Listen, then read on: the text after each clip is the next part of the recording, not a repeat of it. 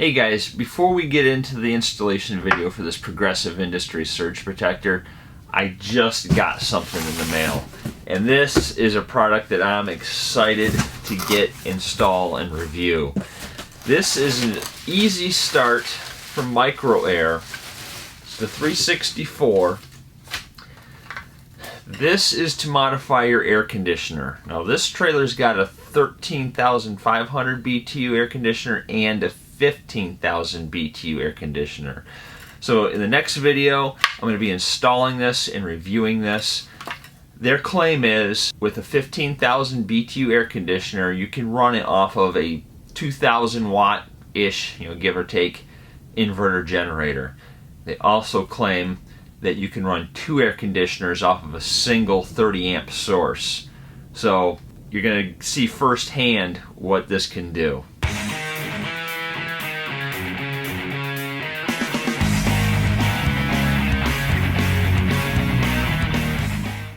Well, we bought something new for the Airstream.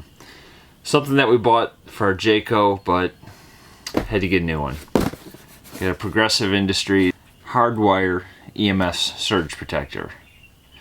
Our Jayco had a 30 amp, this trailer's 50 amp, so we just left the 30 amp surge protector in the Jayco when we traded it in, and here it is. It's a little bit taller than the 30 amp version. I guess it makes sense, right? So anyways, let's take the cover off. We'll take a look inside. Well, so here's the internal workings of this hardwired surge protector. This side is going to be the input side where the power comes in. This is the output side. You got your 2 sensors here, which I'll show that later. And then you got the brains in there. So here's the monitor that comes with it, and it comes with some cable. So I have to figure out where I want to mount this, as well as where we're going to put the surge protector itself. So here's our refrigerator, and underneath is where all the breakers and fuses are. So I'm going to pull this out, and there should be enough space behind here to install this. I mean, there should be, right? Again, I'm just figuring this out as I go. I have an idea where I want to put the monitor. I'm not sure if it's going to work. Over here on the kitchen wall, so there's the sink and the stove there.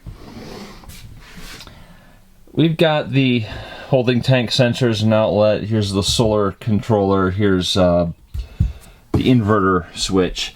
So I'm thinking somewhere right in here would be a good place to put that remote monitor. But the problem lies in that it's on the opposite side of the trailer. Because I want to put the monitor here, and then over here is where I'm going to put the surge protector. So I guess the first step is let's just pull this out, see what kind of room we got and what we have to work with. I may have to change my plan as we go.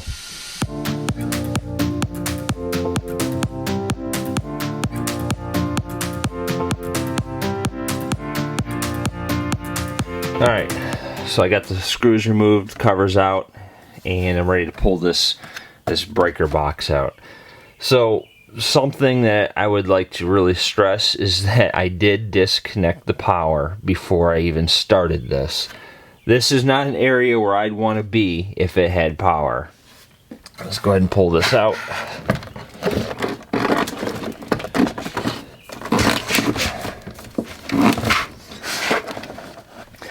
Well, looking inside here, there is plenty of floor space in here where I can mount this surge protector. And it looks like this cable right here. This one is the main 50 amp power coming in from outside. So this is the wire that I'm going to have to cut and strip to install one end into the input of the surge protector and then to the output of the surge protector. So following this heavy gauge cable right here, this wire, I can tell that this is the right one, because if I follow it, see where it comes in. Comes into the box right here. Now on the other side, So here's where it comes through. You got a black, a red, and a white wire, and then you got your ground wire back here. So that is the main power coming in. It goes to the main breakers.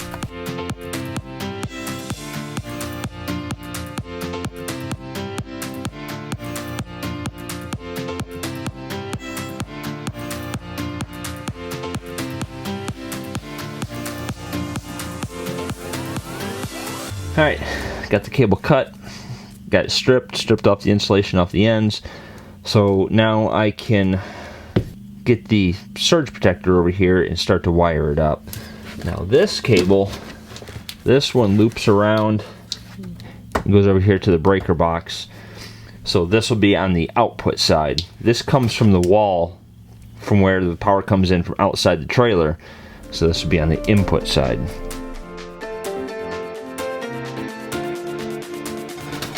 Alright, so now I'm going to take the wire that goes to the breaker box, and it's going to go to the output side, which is the T1, T2, T3, and you got these two sensors here.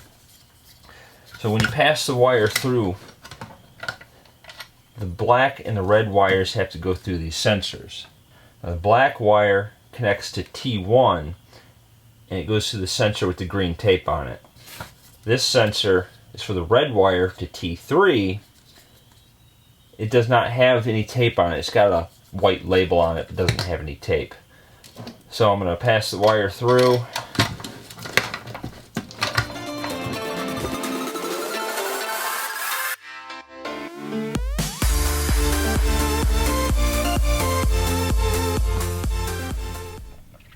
Alright, so I got the output wiring connected except for the ground wire, which is just right here for now.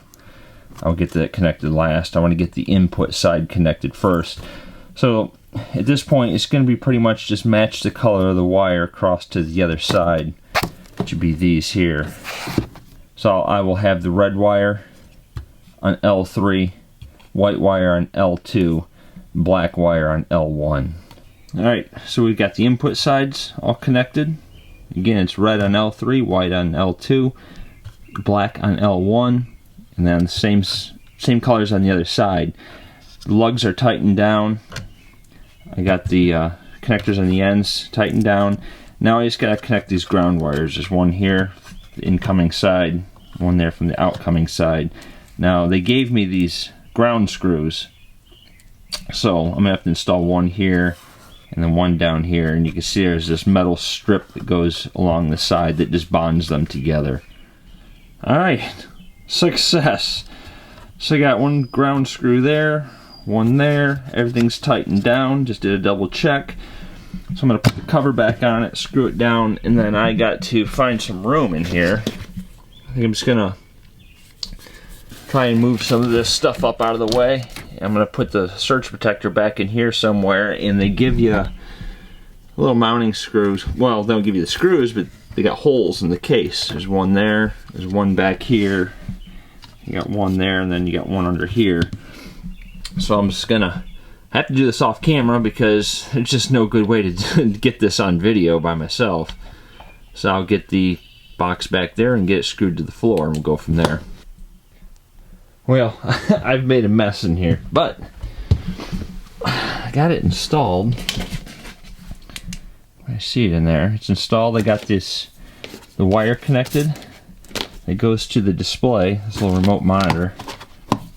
So before I close everything up in here, well, I still have to run all this wire, but anyways, I'm going to go out and turn the power on so I can make sure that this is functioning before I do this entire install.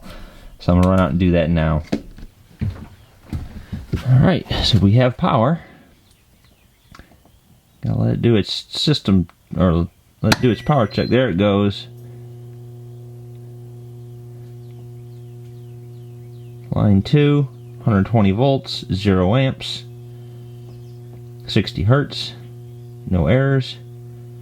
Line 1, 120 volts, 1 amp. Yep, I'd say it's working. So now I have to figure out how I want to get that monitor wire routed over to here. Complete opposite side of this trailer. Now something I did notice right back in here, I don't want to get too far back with power in there. It looks like there's a duct in the floor where there's some wiring running. I'm not sure where it goes, but if I had to guess, it probably runs straight across. It probably comes up underneath these cabinets somewhere. Now, the pantry doesn't really give you any access to anything.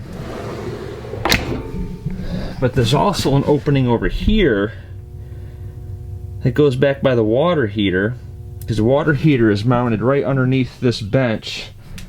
So I'm gonna investigate that and see what I can get under this area. Alright, so I pulled the cushions off of this bench of the dinette, and Airstream gives you this nice little access to get down to your water heater bypass and all that. And I was looking right down there. There's another duct in the floor where the water lines run all the way over to here. And it looks like they come up here, which is right under the oven. So I went ahead and I took out all these screws all the way around here, see if I can pull this panel out here, get better access. So anyways, there's the water heater. And there's those water lines that run under the floor. So I'm thinking, that right back here is where the surge protector is mounted, the converter, everything's under there. It's just wide open. So I'm thinking I can maybe fish this wire through that duct over to the other side and give that a shot anyway. Alright, so I went into the garage, I looked for my fish tape, but I can't find it anywhere. Probably because we've been moving stuff around trying to clear out, downsize. So what I ended up doing was this. I had a whole spool of this ground wire, so I cut off a piece maybe 10 feet long, and I'm just going to feed that through, probably from this side over here, feed it under the floor, get it to come up there, and then I'll just connect my I'll connect this wire to the end of it and just pull it through. Alright, I got it. So now I can pull this wire through.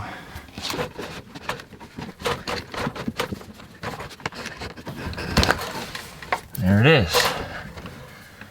Success.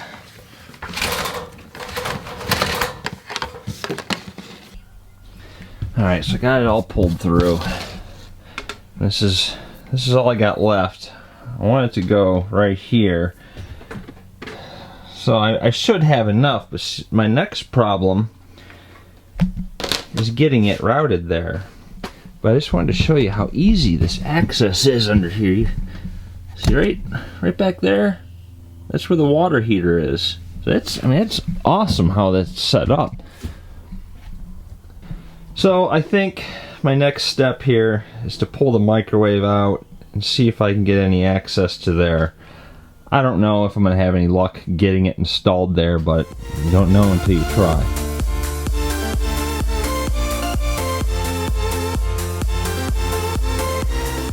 So I pulled the microwave out, and I pulled that outlet out, because what I'm going to try to do is use that piece of ground wire that I used to fish this wire through with, and I'm going to pull one of these panels out. I'm going to stick the ground wire down into the wall and see if I can fish it down into here, just to make sure that there's no obstructions between here and here.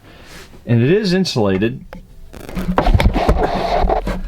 but this insulation's not really packed in there. I mean, it's decent insulation, but it's not like in a house where it's just packed in tight. So I'm gonna give that a shot. Alright, so for a second there I thought I was really screwed. I was trying to fish this ground wire down and I kept hitting a block. It must be a cross member, something that runs across there for bracing. And I thought there might be, because when I looked under here, there's a row of rivets under here. But there is a way. I had to keep fishing around and fishing around. And I was poking around in this insulation in here, and I could feel an electrical wire back there under the insulation. So back under here, I started feeling around, and I could feel that same wire. So I just tried to run this ground wire when I was fishing it up there to follow the same path. And I had to fish and fish and fish, and eventually it did go through. So that's my plan now, is to use that passageway there. Okay, so I got my wire pulled through up top. Down below, I drilled a hole and use a rubber grommet. That way this doesn't vibrate going down the road and, you know, cut the wire. And I know it doesn't look very good, but remember, the microwave's going to be in here. Nobody's ever going to see that. So I have to figure out where I want to put this.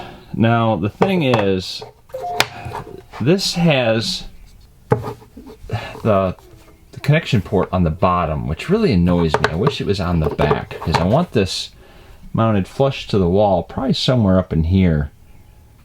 And I don't really want to see that wire. So, I don't know. I'm going to figure that out as I go. I never plan anything. That's kind of how we roll, right?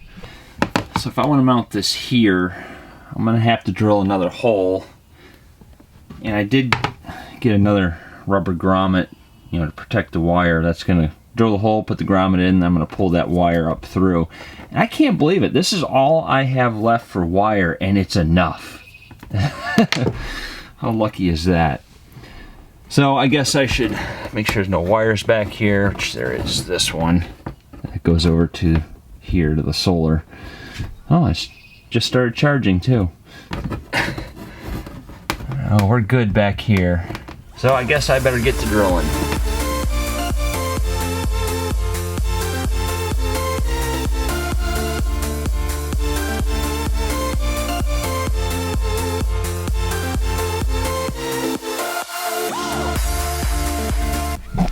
Alright, got my grommet in place. So what I think I'm going to do is just push this wire in all the way and then just mount this over top the hole. So you'll see just a little bit of wire sticking out at the bottom, but not a big deal.